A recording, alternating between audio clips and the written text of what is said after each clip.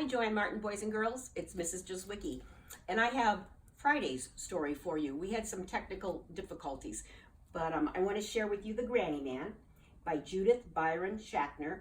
She's the author and illustrator, and she also writes and illustrates the Skippy John Jones books, and I think she likes Siamese cats. The Grannyman. Simon was a very old cat. And with the exception of his nose, most of his parts had stopped working long ago. He was blind and deaf, and his bones creaked as he climbed up and down the stairs. Simon's family adored him and did all they could to keep him comfy in his old age. Meal times were messy for their toothless old cat, so the family bought Simon a bib to catch all the dribbles. Why, it's bad enough I have to eat baby food, thought Simon, without having to look like one too. But Simon loved the many heat treatments his family provided for him throughout the house. He basked and baked his achy bones until he was almost too hot to touch. When Simon slept in bed at night, he snored and sneezed and drooled and breathed stinky old cat breath right into their faces. But his family didn't mind because they'd do anything for their dear old cat.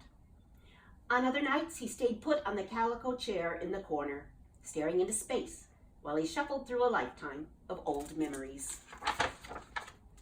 Simon could still remember what it was like after he was born. The place was crawling with kittens that looked exactly like him. And one by one, each of the kittens went off to new homes with nice families. All but him. Nobody wanted the runt with the crooked tail and the runny nose. But then one day, a nice couple found him irresistible, especially his crooked tail. They put a hanky to his nose, placed him in a bucket, and carried him home.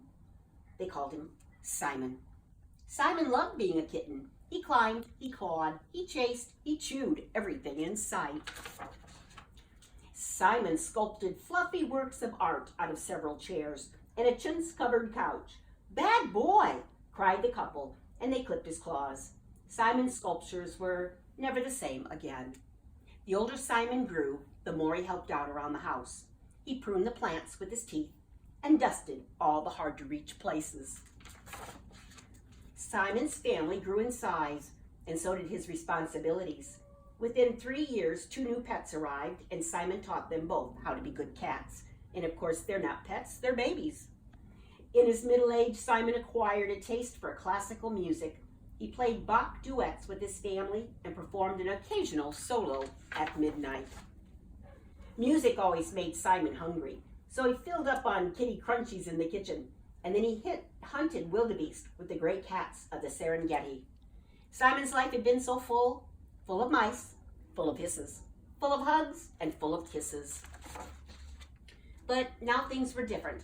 Simon needed his family's help more than ever, and he felt their pity with every little pat on the head.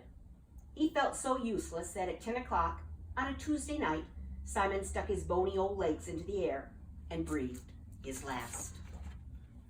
Or so he thought. But then in less than a minute, his family plopped something soft right on top of their old cat's tummy. Simon sniffed to the left and he sniffed to the right. Why, it's a little kitten, thought Simon.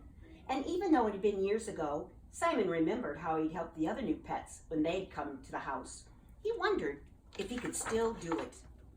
With great difficulty, Simon climbed down from his chair and carried the kitten downstairs to a fresh saucer of milk. And then he demonstrated a whisker washing. The kitten did his best to imitate the old cat.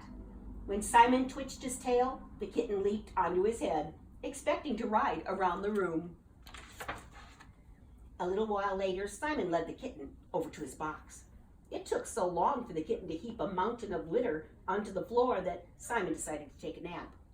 When Simon woke up, the kitten was gone. The old cat hobbled his way back up to the calico chair to sit alone in a sliver of moonlight. It must have been a dream. Or so he thought. Just then, something soft and small jumped right on top of him. Simon sniffed to the left and he sniffed to the right. Why, it's my kitten, thought Simon. Simon began to give the kitten a bath. He washed his little ears and licked his little nose.